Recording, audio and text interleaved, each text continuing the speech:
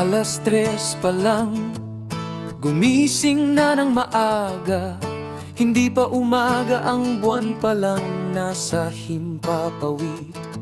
Nagbihis ng mabilis, kumuha ng baon, tsinelas na lumang, dala-dala ang bayong. Puntahan ang daungan sa Dipolog na tahanan.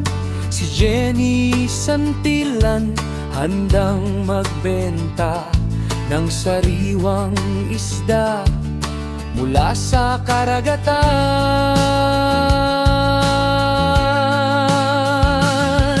Dumating sa fishport, abot taninaw ang dagat.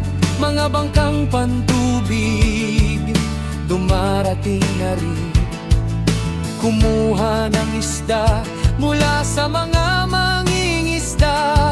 Binayaran ng tama, tapat sa bawat isa. Diwit, palunukus, isda sa baturin, bangsi, salawaki, kugit at tabugok pa, Pandawan at Matambaka. Lahat dito meron, mura at sariwa, sabi ni Jenny. Binibili ng lahat, hindi na nag-aalangan. Isda, isda, sa fishport ng Dipolog.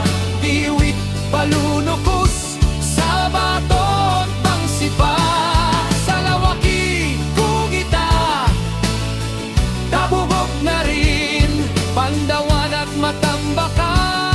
Lahat narito na. Ang mesa na ito, pag-ari ni Ate Daisy.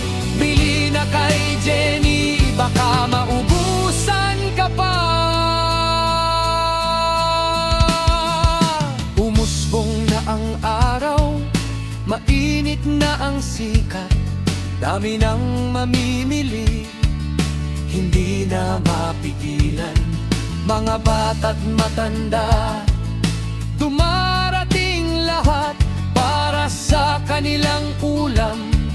Isda ang bilihan, balunutus para sa sinigang, diwit naman sa pritong ulam, sa bato at bangsi para sa paksiw na masarap.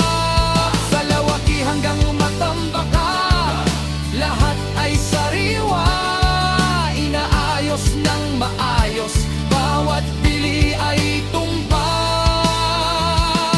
Binibigyan ng plastik para hindi maalat. Isda, isda, sa fishport ng Dipolog. Diwit, palunutus, sa batot, bangsi pa, salawaki, kugita, tabugok na rin, Pandawan at Matambaka. Lahat narito na. Ang mesa na ito, pag-aari ni Ate Daisy. Bili na kay Jenny, baka maubusan ka pa.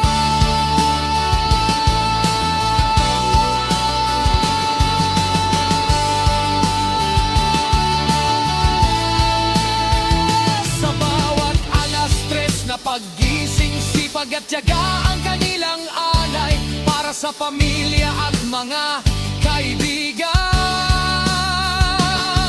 Masarap na isda'y kanilang hatid. Si Ate Daisy naman, lagi namang handa, tumutulong at nag-aayos ng mga mesa. Diwit hanggang Matambaka, lahat ay handa na. Dipolog ang tahanan ng masarap na isda't pag-ibig. Isda, isda, sa fishport ng Dipolog. Diwit, baluno